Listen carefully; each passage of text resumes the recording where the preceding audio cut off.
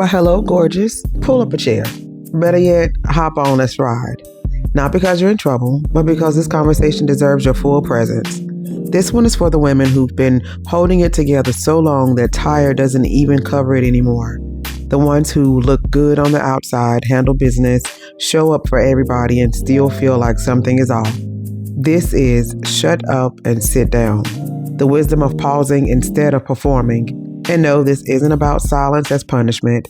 It's about stillness as power. Let's talk. There comes a point when life doesn't tap you on the shoulder anymore. It pulls the plug. You don't always notice it at first. You just feel off. Shorter patience, lower tolerance, a fatigue that sleep won't fix. And the wild part, you're still showing up, still smiling, still being the strong one. That's usually when life leans in and says, enough. Not loudly, not rudely, just firmly. Sit down.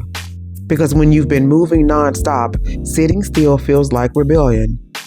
We've been conditioned to believe that motion equals progress, that rest is something you earn after everything is done. And baby, everything is never done. Sometimes sitting down isn't quitting, it's finally listening. Let me tell you something nobody warned you about. Silence is loud. When the noise stops, no schedules, no distractions, no fixing, truth starts talking. And truth doesn't always whisper. Sometimes it clears its throat and says things like, you don't actually want this anymore. You've been surviving, not living. You've outgrown some things you keep dragging with you. Noise is a great cover-up. It keeps you busy enough to avoid asking hard questions. Silence pulls receipts. And that can be uncomfortable, especially if you spent years being the dependable one, the one who figures it out, the one who doesn't fall apart because people need you. But here's the thing.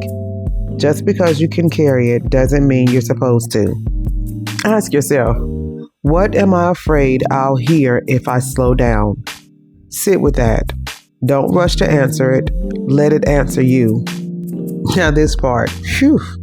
Because the moment you stop overfunctioning, people notice. You're still you, but quieter. Still present, but less available. Still loving, but more intentional. And suddenly everybody had questions.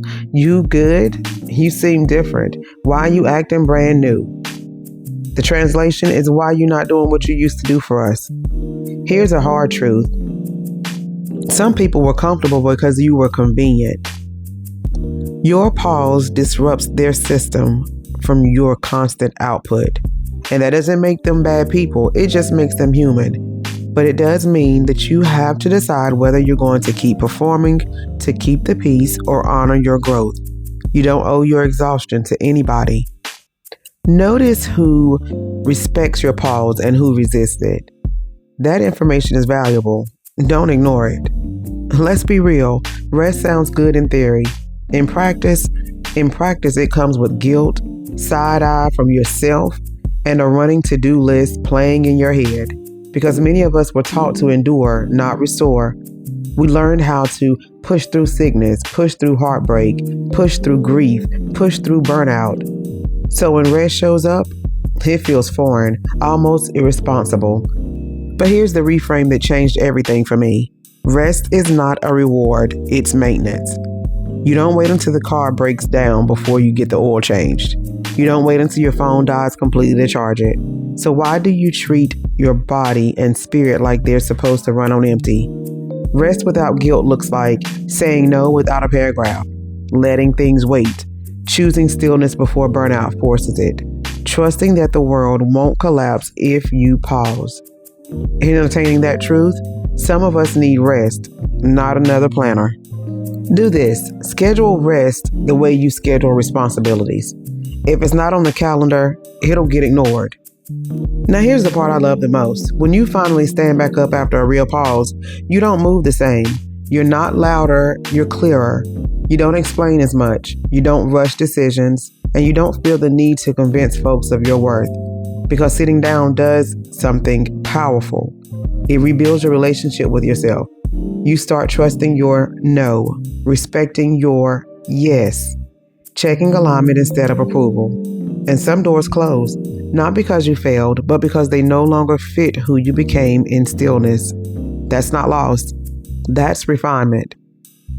Before committing, ask yourself, does this require me to abandon myself? If yes, reconsider. Here's where it gets bigger than just rest. When women pause with intention, they break cycles. Cycles of overgiving, cycles of silence, cycles of burnout passed down like inheritance. Choosing to sit down teaches the next generation that worth isn't tied to exhaustion, that peace is productive, that alignment is more valuable than applause. You don't need to explain this season to everybody. Some people will only understand the version of you that benefited them, and that's okay.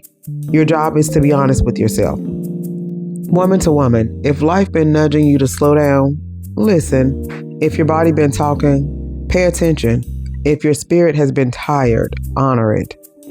Pausing isn't falling behind. Stillness isn't stagnation. Rest isn't weakness. Sometimes the most powerful move you can make is to stop performing and start listening.